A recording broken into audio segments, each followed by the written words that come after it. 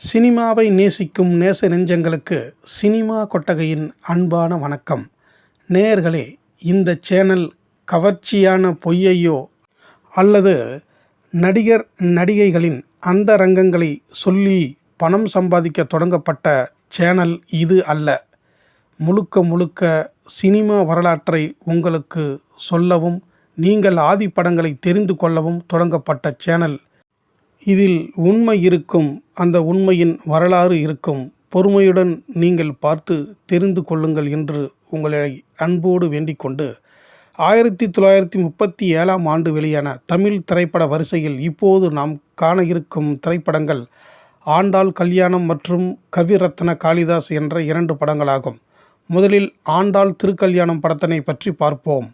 Saradha films என்ற பட நிறுவனம் ஆர். பிரகாஷ் என்பவரை இயக்குனராக வைத்து எடுக்கப்பட்ட இந்த ஆண்டாள் திருக்கல்யாணம் என்னும் திரைப்படம் முதலில் கோதையின் காதல் என்று சொல்லப்பட்டது. ஆனால் படத்தினுள் ஆண்டாள் திருக்கல்யாணம் என்றே காண்பிக்கப்பட்டது. இயக்குனர் பெயரை தவிர மற்ற எவரின் பெயரோ குறிப்போ இந்த படத்தினை பற்றி நமக்கு கிடைக்கவில்லை.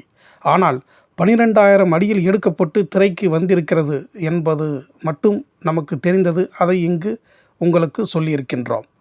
அடுத்ததாக கவிரத்ன காளிதாஸ் என்ற படத்தினை பற்றி பார்ப்போம். இப்படத்தினை கணேஷ் பிலிம்ஸ் தயாரித்திருக்கிறது. இயக்குனராக வடிவேலு என்பவர் இயக்கியிருக்கிறார். இப்படத்தில் T S. Santhanam, P. Sundarabasiyam, S. Kalyana Sundaram, MR.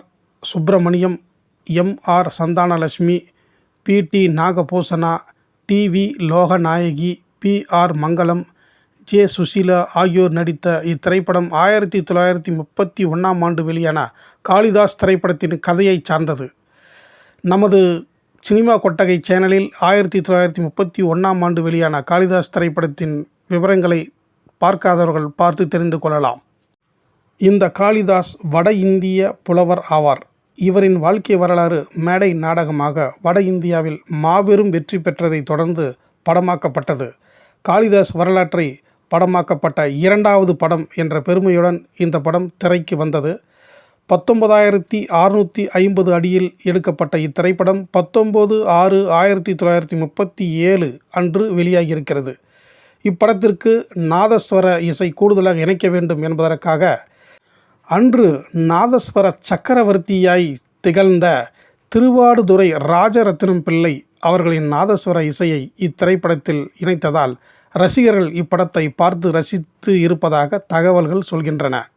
இதுவரை ஆதரவை அள்ளி வழங்கிய அன்பு நேயர்களே, தொடர்ந்து அனைத்து பதிவுகளையும் கண்டறிந்து ஆதரவை வழங்குங்கள். மேலும் பழைய படங்களை விரும்புபவர்களுக்கு இந்த சினிமா கொட்டகை சேனலை அனுப்பச் செய்து அவர்களையும் காணச் செய்யுங்கள் என்று வேண்டிக்கொண்டு, இனி இதே 1937ஆம் ஆண்டு வெளியான அனைத்து படங்களையும் அடுத்தடுத்த வீடியோவில் தொடர்ந்து பார்ப்போம். நன்றி, வணக்கம்.